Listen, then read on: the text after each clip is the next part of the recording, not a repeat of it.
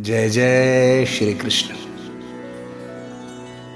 पिछले श्रृंखला में आपने सुना कि कैसे आत्मदेव पुत्र ना होने के वियोग में तुंगभद्रा नदी के किनारे आत्महत्या करने के लिए पहुंच चुका है। वहाँ एक संत से मुलाकात होती है। संत आत्मदेव को समझाते हैं कि पुत्र नहीं है तो क्या हुआ, तुम अपना पिंडदान स्वयं ही करो। पुत्र श्राद्ध करेगा, मेरा उद्धार करेगा, ऐसी आशा रखना ही नहीं है। सन्यासी संत ने सुंदर उपदेश दिया। आत्मदेव को अच्छा नहीं लगा। उसने कहा, महाराज, पुत्र तो होना ही चाहिए। गोद में बालक हो तो उसके साथ खेलने में बहुत मज़ा आता है, सुख होता है। आप क्या समझोगे? मुझे पुत्र दो। उसने दुराग्रह किया। संत ने कहा, तुम्हारे भाग्य में पुत्र का सुख नहीं लिखा है। अगर तुम्हें पुत्र मिल भी गया तो तुम दुखी होगे। इस पर आत्मदेव ने कहा, मैं भले ही दुखी हो जाऊं, पर घर में पुत्र होना ही चाहिए। बहुत आग्रह किया। तब संत ने उसको एक फल दिया और कहा, इस फल को घर में ले जाओ और अपनी पत्नी को खिलाओ। फल खाने से पेट में गर्भ रहेगा। गर्भ रहने के बाद दोनों को जीवन में पवित्र होना चाहिए। सगर्भा स्त्री के लिए धर्मशास्त्रों में बताया गया है, सगर्भा स्त्री जैसा कर्म करती है उसके कर्म का असर गर्भ के ऊपर होता है। बालक पेट में आए उसी दिन से उसको अच्छे संस्कार देने की ज़रूरत है। पुत्र होने से सुख नहीं मिलता है, सतपुत्र होने से सुख मिलता है। उसको अच्छे संस्कार देने चाहिए। दोनों का जीवन पवित्र होना चाहिए। संत ने फल दिया। आत्मदेव फल को लेकर घर में गया है। उसने पत्नी के हाथ में फल दिया, खिलाया नहीं। धुंधुली ने कहा, अभी मुझे फुर्सत नहीं है, कल खाऊंगी। आत्मदेव की भूल यह है कि पत्नी को खिलाया नहीं। सत्संग में विवेक रूपी फल मिलता है। वह फल घर में जाकर अपनी पत्नी यानी बुद्धि को खिलाना चाहिए। बुद्धि ने फल खाया नहीं। बुद्धि को संसार मीठा लगता है। उसने अपनी छोटी बहन के साथ बातें की कि मुझे फल खाने को कहते हैं, फल खाने से गर्भ रहेगा, पुत्र होगा। मुझे फल खाने की इच्छा नहीं है। मैं बंध्या हूँ, यही अच्छा है।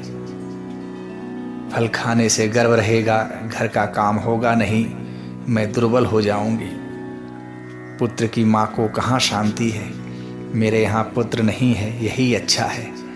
संसार व्यवहार की बातें की हैं। संसार का सुख परिणाम में दुख होता है। प्रसूतो दारुणम दुखः सुकुमारी कथम सहे। प्रसूति में दुख है, बालक को बड़ा करने में भी बड़ा दुख है। मैं बंध्या हूँ, बाज हूँ, यही अच्छा है। महर्षि व्यास ने वैराग्य को जागृत करने के लिए महात्म्य में यह कथा वर्णन की है।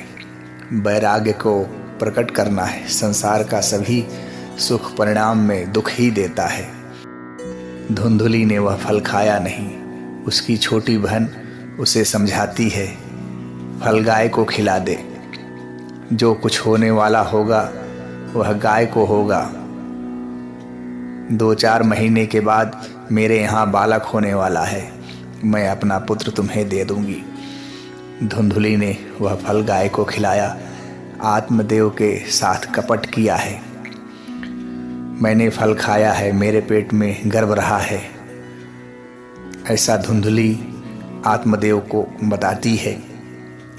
बुद्धि की छोटी बहन मन है। मन और बुद्धि मिलकर जीव को धोखा देते हैं। बुद्धि और मन में बहुत विश्वास रखने से ही जीव दुखी होता है, बंधन में आता है। फल खाया नहीं, गाय को खिला दिया। आत्मदेव से कहा, मैंने फल खाया है, मेरे पेट में गर्भ है।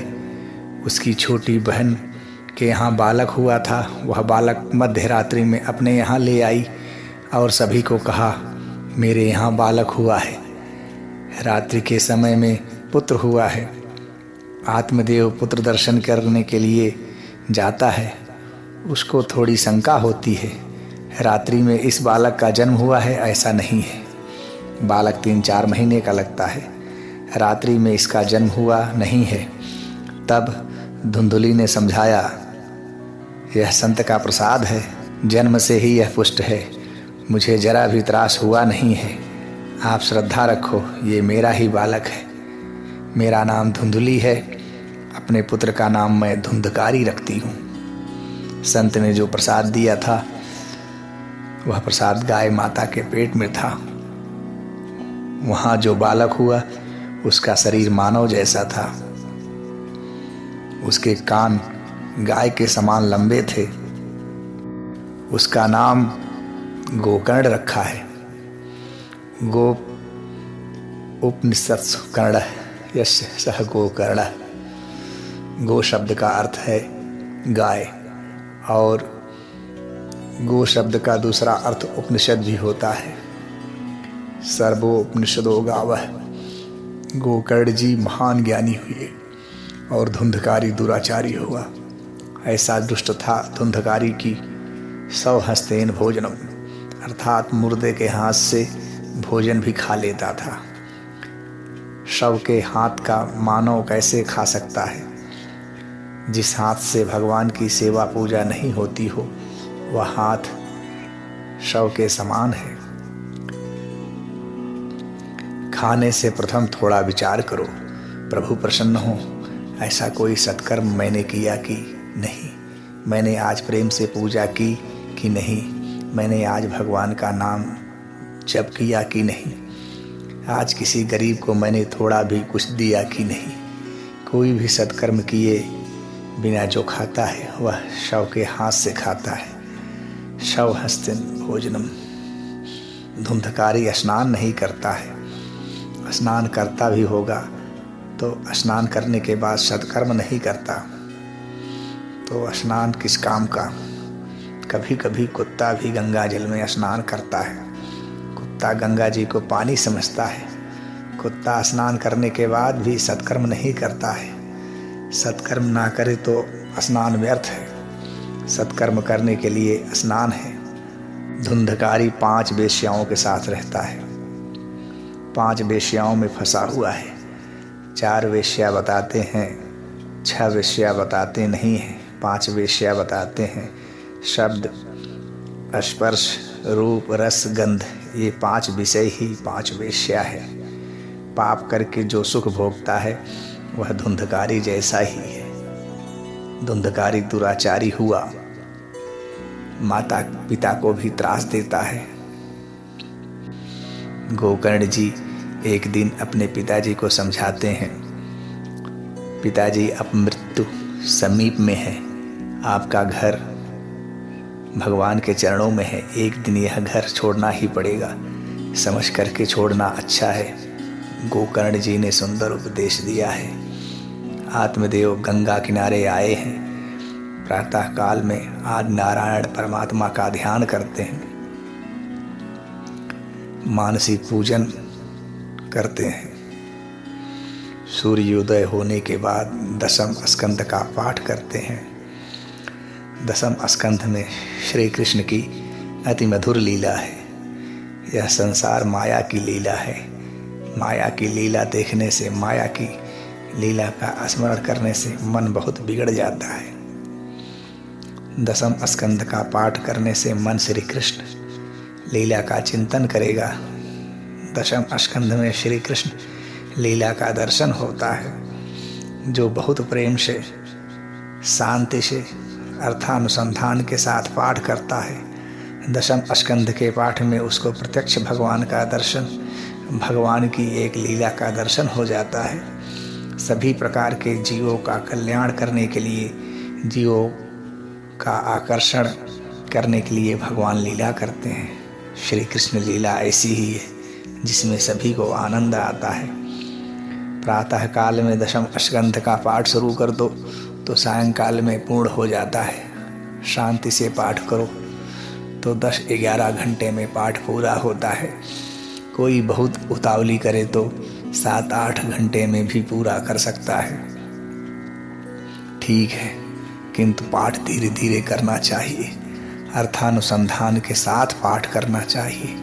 पाठ करो तब भगवान यहाँ विराजमान हैं, मैं जो बोलता हूँ वह भगवान सुन रहे हैं, ऐसी भावना रखना चाहिए, ऐसा विचार करना चाहिए। भगवान का दर्शन स्मरण करते हुए पाठ करो। एकाग्रचित से पाठ करने में बहुत आनंद आता है। श्री कृष्ण की मधुर लीला का सतत चिंतन करने से मन की शुद्धि होती है, श्री कृष्ण दर्शन की इच्छा होती है। आत्मदेव प्रतिदिन दशम स्कंध का पाठ करने लगे हैं। एक दिन पाठ की समाप्ति पे प्रेम से भगवान का जय जयकार किया है। जयकार करते ही प्रत्यक्ष श्री कृष्ण प्रकट हो गए। आत्मदेव भगवान को वंदन करता है। भगवान ने उसको उठाकर छाती से लगाया है। जीव और ईश्वर का मिलन हुआ है। आत्मदेव अब सच्चा देव हो गया है। जो भागवत का आश्रय करता है वह देव हो जाता है। धुंधकारी 5 वेश्याओं को घर में लेकर आया है। गोकर्ण जी ने विचार किया, घर में कुसंग है, मेरा जीवन बिगड़ जाएगा। गोकर्ण जी घर छोड़कर तीर्थ यात्रा करने के लिए चले गए। धुंधकारी चोरी करने लगा। एक दिन वह राजमहल में चोरी करने के लिए गया और रानी के अलंकार चुरा लाया। जो विषय के अधीन है, जो विषयों के अधीन हुआ है, उसका मरण बिगड़ता है। वेश्याओं ने धुंधकारी को बांध दिया है। धुंधकारी बलवान था पर उसका वश नहीं चला। वेश्याओं ने उसको बांध दिया और कपट करके मार डाला। वेश्याएं धन लेकर वहाँ से चली गई। जो अति पापी है वह मरने के बाद भी यमपुरी में भी नहीं जाता, वह प्रेत हो जाता है। प्रेत को देखने की इच्छा नहीं होती है। अति पापी को भी देखने की इच्छा नहीं होती है। अति पापी प्रेत के जैसा ही धुंधकारी प्रेत योनियों में गया है। प्रेत योनि में अति दुख है, बहुत प्यास लगती है, जल दिखता है किंतु वह पानी पी नहीं सकता। प्रेत योनि में अति दुख भोगना पड़ता है। धुंधकारी अति पाप करने से प्रेत हुआ है। गोकर्ण जी यात्रा करते हुए गया जी में गए। गया क्षेत्र में भगवान नारायण के चरण में है। भगवान के चरणों में पिंडदान किया जाता है। पितरों का नाम लेकर भगवान के चरणों में पिंडदान करने से पितरों को सद्गति मिलती है। गोकर्ण जी ने सुना कि उनके भाई की दुर्गति हुई है, अतः उन्होंने गया क्षेत्र में धुंधकारी का भी श्राद्ध किया। तीर्थ यात्रा पूर्ण करके गोकर्ण जी अपने जन्मभूमि में आए हैं। रात्रि के समय धुंधकारी रोता है, वह बहुत दुखी है। गोकर्ण जी ने पूछा है, तू कौन है? उसने कहा, मैं तुम्हारा भाई हूँ। वेश्याओं ने मुझको मारा है, मेरी दुर्गति हुई है। गोकर्ण जी कहते हैं, भाई तुम्हारा तो मैंने गया जी में श्राद्ध किया। धुंधकारी ने कहा, मैं ऐसा पापी हूँ कि श्राद्ध करने पर भी मेरा उद्धार नहीं हुआ। श्राद्ध करने से जीव को सद्गति मिलती है, वासना से मरण बिगड़ता है, इसलिए जीव की दुर्गति होती है। श्राद्ध करने से उसको सद्गति मिलती है। इसका अर्थ है कि जीव को अच्छी जगह मिलती है, किंतु श्राद्ध आदि कर्म करने से जीव जन्म मरण के त्रास से नहीं छूटता। प्रायः वासना में रहकर ही जीव शरीर को छोड़ता है। वासना से मरण बिगड़ता है। मृत्यु शैया पर अनेक दिन तक पड़े रहने वाले जीव ने कई दिनों से अन्न खाया ना हो तो जीव मृत्यु शैया में भी प्रार्थना करता है, भगवान करे अच्छा हो जाऊं तो एक बार दाल भात खा लूं। अन्न में वासना जाती है, धन में जाती है, कपड़े में जाती है, इसलिए श्राद्ध आदि सत्कर्म में अन्नदान वस्त्रदान किया जाता है।